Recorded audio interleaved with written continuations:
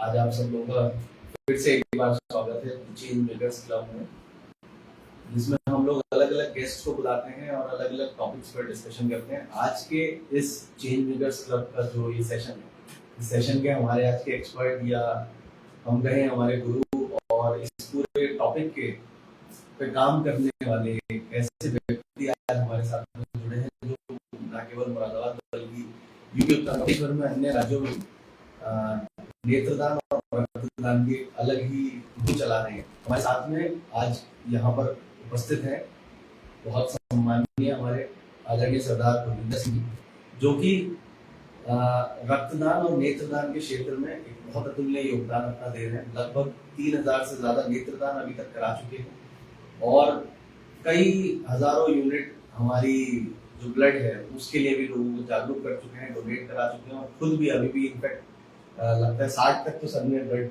Donate किया ही है। और अभी भी जब भी हम कभी साथ में जाते हैं कहीं होते हैं तो पता लगता है कि किसी न किसी को अवेयर कर रहे हैं, जागरूक कर रहे हैं रक्तदान के लिए। सर मेरी तरफ से प्रणाम स्वीकार कीजिए और आपका बहुत बहुत स्वागत है। ये चेंज मेकर्स क्लब के जरिए सर उद्देश्य वही रहता है कि हम अपनी ऑडियंस तक, जो कि यूथ हमसे कनेक्टेड है, उन तक हम ये चीजें पहुंचा पाए जो एक आम डिस्कशन में कभी नहीं आती। मेरा सर सबसे पहला इसमें जो एक शुरुआत करने से पहले सवाल से पहले मैं आपसे जानना चाहूंगा आपकी जर्नी कैसे हुई, आप कैसे देखते हैं अपने सामाजिक जीवन के पिछले 40-45 साल जो आपने दिए। थोड़ा संक्षिप्त में 5 मिनट में मैं आपसे आपकी जर्नी के बारे में सर। बहुत आपने आज का टॉपिक बहुत अच्छा लिया है। सामाजिक दृष्टि से रक्तदान के बारे में पहले लोगों में बड़ी भ्रांति होती थी, लोग आसानी से रक्तदान नहीं किया करते थे और कहीं रक्तदान करने का नंबर आ जाए तो कई बार सगे जो रिश्तेदार होते थे वो भी इससे कतराते थे। और जब कोई डॉक्टर, नर्सिंग होम, हॉस्पिटल या एक्सीडेंट किसी केस में कोई ब्लड की रिक्वायरमेंट आती थी तो सब लोग कोई ना कोई बहाना करके निकल जाया करते थे। हम लोग उस दौर में हम लोगों ने ब्लड डोनेशन का काम इसलिए शुरू किया कि रक्तदान जीवन दान होता है और आज तक इतनी मौतें किसी भी जंग के मैदान में कोई वर्ल्ड वार तक भी अगर मिला ली जाए तो उसमें नहीं हुई जितनी एक्सीडेंट्स में डेथ होती है। और उसका कारण होता है एक्सेसिव जो है ब्लड लॉस। और इसीलिए हम लोग एक सूत्र दिया था, वो था जीते जीते रक्तदान, जाते जाते नेत्रदान। तो उससे हम लोगों को अवेयर किया करते थे। किसी भी ग्रुप का अगर ब्लड चाहिए होता था तो फिर हमारे वॉलंटियर्स उसे ब्लड डोनेट करते थे। लेकिन हम लोगों ने एक परंपरा शुरू की कि हम ऐसे ही ब्लड नहीं देंगे, हम 1 यूनिट कम से कम आपके परिवार का, परिजन का, आपके जो लोग हैं उनसे भी दिलवाएंगे, ताकि समाज में इसकी अवेयरनेस आए। और जो एक लोगों के अंदर इसका खौफ, डर होता था कि हम अगर ब्लड दे देंगे तो हम कमजोर हो जाएंगे, तो हम उन्हें बताया करते थे कि भाई हमारी बेटियां, बहनें, माताएं, उनको तो हर मासिक एक साइकिल होता है, उसके अंदर जितना वो ब्लड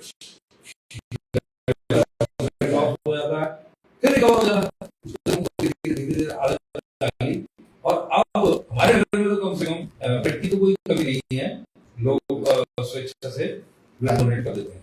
सर 40 साल मैं पढ़ रहा था, आपका बायोडेटा पूरा एक सीवी बनाया था, आपका पद्म श्री पुरस्कार के लिए भी एक आवेदन हुआ है और तो ईश्वर ने चाहा तो आपका जो भी गौरव है उसमें भी चयन जल्दी मिलेगा। मैं सर जानना चाहूंगा कि 40 साल आपने कैसे अनवरत ये समाज सेवा को चुना और क्या कठिनाई आपके सामने, आप क्या एक संदेश देना चाहेंगे हमारे जैसे और हमसे जुड़े अनेक सामाजिक? कठिनाई तो आती है जब कोई काम करने चलता है, आज से नहीं। ये तो अगर आप देखें कभी भी समय से, भावना के समय से, जब समाज के लिए कोई भी काम आगे बढ़ता है तो परेशानी आती है। और सबसे पहले इसमें घर से भी विरोध होता है। घर वाले भी सोचते हैं कि भाई ये घर के प्रति तो इनको इतनी जिम्मेदारी है नहीं और इस समाज के लिए लगे रहते हैं। तो कई बार उसके अंदर सब कुछ सहन करना पड़ता है और उसमें कुछ बातें ऐसी भी होती हैं जो घर की कई बार दुख भी पहुंचता है। लेकिन सिर्फ जब सेवा करने के लिए आगे बढ़ता है तो ये सोच के करना चाहिए उसे कि ये सारी बातें सहन करनी पड़ेंगी। बिल्कुल। और कहीं ना कहीं यही एक बहुत बड़ा मोटिवेशन भी है सर आगे। जी जी जी, धीरे धीरे लोगों को समझ में आ जाता है कि भाई जब निरंतरता बनी रहती है किसी भी काम में, अगर कंटिन्यूटी बनी रहती है तो लोगों को समझ में आने लगता है। हम लोगों ने जब नेत्रदान का काम शुरू किया था तब भी ऐसे ही हुआ था। शुरू में विरोध होता है, फिर उसके बाद धीरे धीरे धीरे धीरे लोग कहीं ना कहीं उसमें साथ आते हैं, सहमति बनने लग जाती है, और फिर एक दिन ऐसा आता है कि स्वयं से लोग आगे आते हैं कि भाई इस सेवा में हमें भी जोड़ो, हम भी सुनना चाहते हैं, और फिर एक परिवार खड़ा हो जाता है। सर मैं शुरुआत करता हूँ सवालों से। जैसे जो जानकारी मुझे लगता है जो इंटरनेट पे अवेलेबल है सारी चीजें, बट फिर भी कुछ एक ऐसा होता है जो नहीं सर्च करना चाहता, जो नहीं गूगल पे रहता, तो वो अगर इस वीडियो को देखेंगे तो वो क्या समझेंगे। मैं जानना चाहता हूँ सर, नेत्रदान क्या है और रक्तदान क्या है, दोनों में एक अंतर बताइए। और देखिए, साधारण मैंने अभी कहा था कि रक्तदान तो एक जीवन दान है, क्योंकि अगर किसी का कोई एक्सीडेंट है या कोई महिला प्रसव पीरियड से है, उसको डिलीवरी होनी है और एनीमिक है, तो उसको ब्लड ट्रांसफ्यूजन होना ही है। तो और दूसरे अगर समय में रहते ब्लड नहीं अवेलेबल हुआ तो उसमें कई बार डेथ हो जाती है। इसलिए रक्तदान को जीवन दान। अभी मैंने एक्सीडेंट का तो बताया कि हम लोग एक काम और करते हैं, आह्वान हमने किया हुआ है लोगों से, हमने इसमें बहुत बड़ी सेना की है। अगर कोई एक्सीडेंट का केस आपके सामने आता है तो उसे सबसे पहले आप हॉस्पिटल पहुंचाएं, और जो मेडिकल लीगल जो उसकी दिक्कतें होती थी वो अब खत्म हो चुकी हैं, कानून बन गया है। अगर आप नहीं चाहेंगे तो आपका नाम गुप्त रखा जाएगा, और वो लोग पुलिस के लोग जो हैं उसमें ब्रॉड बाई वाले कॉलम में आपका नाम नहीं लिखेंगे, ताकि आप किसी भी वैधानिक उसमें पचड़े में ना पड़े, और उसमें किसी न किसी होमगार्ड का नाम लिख दिया जाता है। मैंने अक्सर ऐसा किया है, और हम कहते हैं भाई हम डेट्स पे कहाँ जाएंगे, हम जो एक्सीडेंट देखा सड़क पर उठा के लिया है, उसका आप इलाज शुरू कर दो। तो इस तरह से रक्तदान है। अब रही बात नेत्रदान की, नेत्रदान भी बहुत आवश्यक है, क्योंकि बिना नेत्रों के कुछ है ही नहीं। हम अपनी नॉलेज का लगभग 2/3 हिस्सा वो अपने नेत्रों के माध्यम से ही प्राप्त करते हैं। बिल्कुल सर, आई डोनेशन में क्या चीज डोनेट की जाती है, ये मेरा एक सवाल है। आई डोनेशन में जहां तक असल में तो एक इसका नाम ही गलत है। मैं तो कई बार कह चुका हूं कई मीटिंग्स में, अब इसका नाम होना चाहिए कॉर्निया दान। लेकिन एक हम मोटा मोटा पकड़ लेते हैं नेत्रदान, तो इसमें नेत्र पूरा निकलता नहीं है, सिर्फ अगली जो झिल्ली होती है, जो एक्चुअली एक ट्रांसपेरेंट स्किन है आंख की, जैसे मेरी ये स्किन है, ऐसी वो आंख की स्किन होती है। बस ये है कि ईश्वर ने उसे ट्रांसपेरेंट बनाया है, ताकि उसके अंदर से सारी इमेज अंदर जा सके, और फिर वो रेटिना पे उसका अक्स आ जाता है, जैसे कैमरा काम करता है, जस्ट लाइक कैमरा।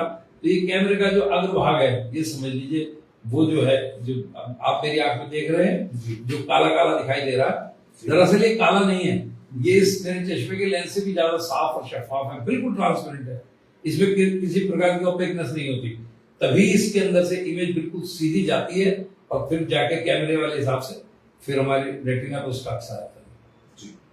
तो सर, ये नेत्रदान में एक चीज तो है, मैं एक चीज और भी बताना चाहता हूँ कि अगर मुझे ये सवाल एक एक्सपर्ट के तौर पर पूछना होता तो शायद मैं किसी एक ऑप्थेल्मोलॉजिस्ट को या फिर जो हमारे ऑप्टोमेट्री वाले टेक्नीशियंस हैं उनको मैं बुलाता।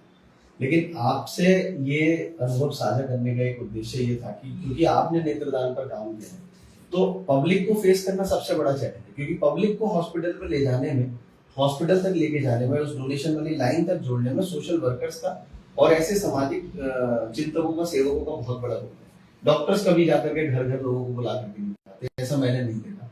मैंने देखा कोई ना कोई समाज का कोई व्यक्ति होता है जो अपने समाज को जागरूक करता है, फिर वो। तो ये एक बहुत कॉमन सा सवाल है, कौन डोनेट कर सकता है आपके जी, क्या एज होना चाहिए, उससे जुड़े हुए जो भी फैक्ट्स। आंखें दान करने का जहां तक सवाल है, जो कॉर्निया दान होता है, उसमें किसी भी एज का व्यक्ति, किसी भी जाति, किसी भी लिंग, किसी भी धर्म, किसी भी कम्युनिटी का व्यक्ति नेत्र, और किसी भी मतलब आयु का भी कोई इसमें बैरियर नहीं है। बिल्कुल, हमने तो 112 साल के व्यक्ति के लिए नेत्रदान कराए हैं, 112 साल के व्यक्ति का भी नेत्रदान कराया है। ये बहुत बड़ा फैक्ट है जो आप समझ सकते हैं। ब्लड डोनेशन में भले ही 60 साल एक लीगल एज है, और इससे ज्यादा आपकी एज जैसे ग्रो करती है, आपका ब्लड काउंट जो है वो भी थोड़ा कम होता है, तो इसकी वजह से। लेकिन आई डोनेशन में ऐसा कोई बैरियर नहीं, मैक्सिमम 112 120 जितना सब आता है। मेडिकली जो कॉर्निया की लाइफ है वो 150 साल मानी गई है, 150 इयर्स। अच्छा। अगर आदमी कोई भरी पूरी जिंदगी 70-80 साल की गुजार भी लेता है और उसके बाद में जाते जाते उसने नेत्रदान का संकल्प लिया हुआ है या उसके परिजन चाहते हैं, इसमें जरूरी नहीं है कि वो व्यक्ति संकल्पित ही हो। अगर उसके जाने के बाद उसके परिजन चाहते हैं कि मैं अपने जो रिश्तेदार हैं, चाचा, नाना, ताऊ या पिता या दादा, उनका नेत्रदान कराऊं, तो मैं कंसेंट फॉर्म भर के दे देते हैं, तो नेत्रदान हो जाता है। इसकी कारण ये है कि आज भी 40 लाख से अधिक लोग लाइन में हैं और इतने प्रयास करने के बाद भी सिर्फ 25,000 कॉर्निया प्राप्त हो जा रहे हैं बस। तो गैप बहुत है, डिमांड और सप्लाई में जब गैप होता है तो वो खाई बढ़ती चली जाती है।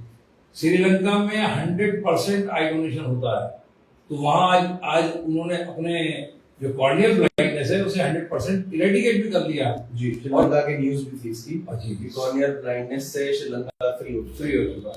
और आज स्थिति ये है कि वो भारत जैसे देश को हम सबसे अधिक आबादी वाला देश बन गए, आपको शायद पता चला होगा जी। तो हम इतनी बड़ी जनसंख्या में और अपने यहाँ से कॉर्नियल ब्लाइंडनेस रेडी नहीं कर पा रहे। मैं अक्सर कहता हूँ लोगों से कि अगर भारत के लोग 5% मतलब 0.5% भी उधार हो जाएं, उनका डोनेशन शुरू हो जाए, तो हम बहुत जल्दी भारत से कॉर्नियल ब्लाइंडनेस को, क्योंकि हम 150 करोड़ के लोग हैं, तो उससे क्रॉस कर गए हैं। जो उसकी कॉर्निया इम्प्लांट करना आसान काम नहीं है। एक जीवित व्यक्ति की कॉर्निया निकालना, जीवित व्यक्ति की है ना, तो उसको पूरा एनेस्थीसिया देके उसको निकालना पड़ता है। जरा कुछ हो जाए तो कितनी बारीक आंख होती है, उस बारीक आंख के अंदर काम करना होता है, फिर दूसरे का टिश्यू करके उसे प्रोसेस करके उसके अंदर लगाना, उसमें स्टिचेस लगानी, और वो भी स्टिचेस इतने उससे ढंग से लगाई जाती हैं कि जैसे आप देखते हैं एक छाता होता है, छतरी होती है, छतरी को अगर बराबर तनाव ना दिया जाए तो क्या वो खड़ा हो जाएगा। इसी तरह से जो इस तरह से इसका उभरा हुआ भाग होता है, उसको सब तरह से बराबर टेंशन दी जाती है। पहले एक टांका इधर लगेगा, फिर एक टांका इधर लगेगा, फिर एक टांका इधर लगेगा, फिर एक टांका इधर लगेगा, बैलेंस करते हुए बीच में लगेगा, फिर वो जब सब तरह से बराबर होती है तब वो इस शेप में आके आपने देखा होगा। तो वो सर ये जो कॉर्निसोल लिक्विड था ये 15 दिन तक हमारे 15 दिन तक उसको स्टोर करके रखते हैं। अमूमन थोड़ा सा महंगा है वो पता नहीं, लेकिन रख सकते हैं। सर एक चीज़ और है, हम डोनेट कर रहे हैं, कैसे कर रहे हैं सब कर रहे हैं, लेकिन एक बहुत कॉमन सा सवाल है कि क्यों डोनेट करें। 40 लाख लोग लाइन में लगे तो ठीक है, लेकिन हम क्यों डोनेट करें? क्यों डोनेट करें, बहुत आप सवाल कर रहे हैं। देखिए, वृक्ष कबू नहीं फर्वक है और नदी न संचय नीर, परमारथ के कारण साधु धरा शरीर। अगर साधु ना हो, साध ना हो तो जगत में जल मरता संसार। तो साधु जन का मतलब ये नहीं है कि किसी ने कपड़े ऐसे पहन लिए तो साधु बन गया। साधु एक उसकी वृत्ति का नाम है। तो ये दान की हमारे यहाँ शुरू से परंपरा रही है। अगर दधीची अपनी हड्डियां अस्थियां दान ना देते, उन्होंने जीते जी दी थी, हम तो मरने के बाद की बात कर रहे हैं, उससे अस्त्र बनाए गए थे। तो हमारे यहाँ एक सूत्र भी है, ये शाम न विद्या न तपो न दानम ज्ञानम न शीलम न गुणो न धर्म ते मृत्यु लोके भूमि भार भूता मनुष्य रूपेण मृगाश चरंती। अगर हमें दान की प्रवृत्ति नहीं है तो फिर क्या है, उसको जानवर भी है, संतान उत्पत्ति करता है, अपने घर बनाता है, सारा काम करता है। तो दान तो बहुत श्रेष्ठ चीज का नाम है। और क्योंकि इसकी आयु है 150 साल और हम 70-80 साल में अपना शरीर त्याग देते हैं। फिर मरने के बाद होना क्या है उसका, या तो खाक बनेगी या तो राख बनेगी। तो वो किसी के काम आ जाए। और मेरा तो मानना और इससे भी ऊपर है। मैं तो कहता हूँ भाई हम परमार्थी नहीं, हम तो स्वार्थी हैं। बोले स्वार्थी क्यों? कि मरने के बाद भी संसार को देखेंगे, अपने प्रियजन को देखेंगे, अपने परिवार को देखेंगे, इस संसार को देखेंगे। तो एक तरह से अमरता है। अगर मरने के बाद भी जीवन है तो अमरता है, एक तरीके से अमृत तो हम लोग को प्राप्त हो जाए। सर बहुत अच्छा लगा, और काफ़ी सारे जो प्रश्न थे, जो मिथ्स थे, जो डाउट्स थे, वो भी हमने दूर किए। और ब्लड डोनेशन अमूमन परिवर्तन उस पर काम करता है, और रक्तदान पे हम जितना भी सीखा है वो आपसे सीखा है। सर एक चीज़ है जो मैं आपके माध्यम से चाहता हूँ कि आप जो यूथ है हमारे साथ कनेक्टेड, उनको बोलना चाहें कि ब्लड डोनेशन से रिलेटेड या फिर आई डोनेशन से रिलेटेड कुछ भी एक सूत्र अगर आप हमारे यूथ को देना चाहें। मैंने कहा ना कि हमारा तो सूत्र ही था आज से जो स्टार्टिंग में दिया जीते रक्तदान जाते जाते देता, और आज लगभग आधे भारत ने इसे अपनाया नहीं है। और मैंने इस पे कुछ पंक्तियां लिखी हैं, आप कहोगे तो निवेदन कर देता हूँ। बिल्कुल। मरकर भी अमर होना है अगर, मरकर भी अमर होना है अगर, है कठिन नहीं आसान डगर, संकल्प आपको नेत्रदान का जीते जी लेना होगा, मरने के बाद हो नेत्रदान परिजनों से कहना होगा, दो नेत्र आपके इस तरह मरकर भी अमर हो जाएंगे, मरने के बाद भी दो सूने नेत्रों की ज्योत बन जाएंगे, इस सेवा का है ये प्रतिफल, मरकर भी सृष्टि देखेंगे, आनंद देखने का प्रियजन अपनी ही दृष्टि से लेंगे, पाया है हमने मानव तन कुछ तो परमारथ कर जाए, निर्मल का निवेदन बस इतना, हम नेत्रदान तो कर जाए, हम अंगदान तो कर जाए, हम देहदान तो कर जाए। जय हिंद, जय भारत। बहुत बहुत बहुत धन्यवाद सर। और ये पंक्तियों को सुन के वाकई में ऐसा लगता है कोई एक बहुत ही मंजे हुए हमारे गीतकार हैं कोई, जिन्होंने ये लिखी होंगी। लेकिन मैं बताना चाहता हूँ ये लाइनें भी सर के द्वारा ही लिखी गई हैं, गाई गई हैं, और ये लाइनें मुझे लगता है हमने काफ़ी बड़े बड़े सर मंचों पे हमने ये लोगों तक पहुँचाएंगे। एक तरीके से ये हमारा नेत्रदान के लिए समर्पित एक पूरा गीत है, और इस नेत्रदान के गीत को भी अगर हम समझ लें तो बहुत हद तक जागरूकता हमारे अंदर स्वतः ही आ जाएगी कि हमें नेत्रदान क्यों करना है, रक्तदान क्यों करना है। और जैसा कि सर ने बताया भी कि हम लोग निस्वार्थ ना समझिए, हम लोग स्वार्थी हैं भाई। जीवन के बाद में अगर हम अपने नेत्रों को जीवित रखना चाहते हैं, हम देखना चाहते हैं कि संसार में और क्या चीज़ें कैसे चल रही हैं, तो क्यों ना करना चाहिए हमको। बिल्कुल अपनी तरफ हमको नेत्रदान करना चाहिए। कुछ एक संदेश अगर ले रहे थे, क्या कहना चाह रहे हैं जी? रिपीट क्या करना है सर? ग्लिच की वजह से कोई बात नहीं। तो हमारा क्वेश्चन नंबर 4 और 5 रिपीट करना है, कोई नहीं। मैं दो चीज़ें वैसे ही बता देता हूँ। रिपीट सर ये है, इसमें दो चीज़ें मिस हो गई थी बीच में, कि कौन से आई डोनेशन और कौन से ब्लड डोनेशन बैंक्स में हमें डोनेट करना चाहिए। तो जो कि आपने बताया कि एक होटा एक एक्ट है, ह्यूमन ऑर्गन ट्रांसप्लांट एक्ट, उसके तहत जो रजिस्टर्ड है, अप्रूव्ड है, और उनमें डायरेक्टर जनरल मेडिकल एजुकेशन से बाकायदा उन्हें ये कंडक्ट करने के लिए एक लाइसेंस समझ लीजिए वो मिलता है, वही कर सकते हैं। और इसके लिए सर अधिक जानकारी आप डिस्ट्रिक्ट आई हॉस्पिटल भी विजिट कर सकते हैं, कहीं भी अपने जिले के अपने शहर के आई हॉस्पिटल में जाके बात कर सकते हैं। एक सर इसमें क्वेश्चन था जो मिस हो गया था, वो था कि हम जो आई डोनेट हो जाती है उसको हम क्या करते हैं। आई डोनेशन के बाद जो टिश्यू होता है कॉर्निया, उसको लेकर हम जाते हैं अपने आई बैंक में, वहाँ उसको प्रोसेस करते हैं, उसको एसेस करते हैं, उसके अंदर देखते हैं कि टोटल एपिथेलियल काउंट क्या है या एंडोथेलियल काउंट क्या है, और वो टिश्यू कितना हेल्दी है, किस पर्पज में काम आएगा। इसमें कई चीज़ों में काम आते हैं।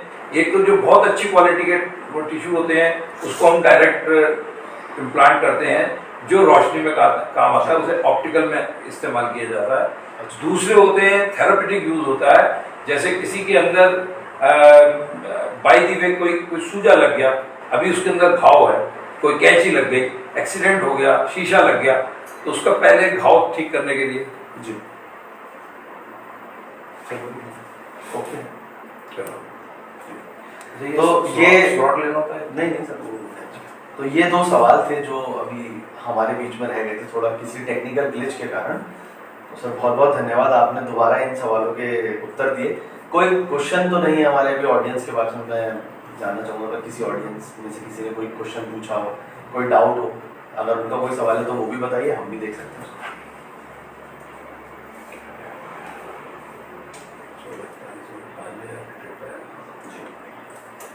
Aditya Chandan, okay, thank you so much sir, thank you so much आपके समय के लिए। और ऑडियंस से मेरी यही अपील है कि भाई जाते जाते नेत्रदान और जीते जीते रक्तदान की जो ये एक स्लोगन है, इसको हम लोग लेकर के चलें और इसके माध्यम से हम अपने यूथ को पूरा कनेक्ट करें और आगे तक ये बातें पहुंचाएं कि हमें कैसे ये चीज़ें कंटिन्यू करनी है, हमें कैसे और समाज के दूसरे तबके तक हमें ये बातें लेके आनी है। तो बहुत बहुत धन्यवाद आप सभी लोगों का, आप सभी लोग जुड़े, और सर विशेषकर आपका बहुत बहुत धन्यवाद दोबारा जुड़ने के लिए और कोई जानकारी लेने के लिए किसी भी तरीके से हमारे से और कुछ सुझाव आपका हो, मेरा भी नंबर और फ्लैश आउट हो। तो इस नंबर सर का नंबर जो है और नाम जो है वो हम कमेंट सेक्शन में ऐड कर देंगे। प्लस आपको नेत्रदान से जुड़ा हुआ कोई भी डाउट है आप सर को कभी भी कॉल कर सकते हैं, ये 24 घंटे हेल्पलाइन है। और एक चीज और जो मिस हो गई थी सर, वो था हमारा हेल्पलाइन नंबर 1919 एक ऐसा नंबर है जो गवर्नमेंट ऑफ इंडिया की तरफ से सर है, जिसमें ये यूनिवर्सल नंबर है। वर्ल्ड में अगर आई डोनेशन कहीं होता है जी तो उनको नंबर 1919 ही होता है। 1919 अगर आप डायल करेंगे तो आप आई डोनेशन हेल्पलाइन पे पहुंचेंगे, तो इसको भी आप लोग याद रखें। तो बहुत बहुत धन्यवाद, thank you so much everyone and stay tuned for upcoming sessions. Thank you so much sir, thank you.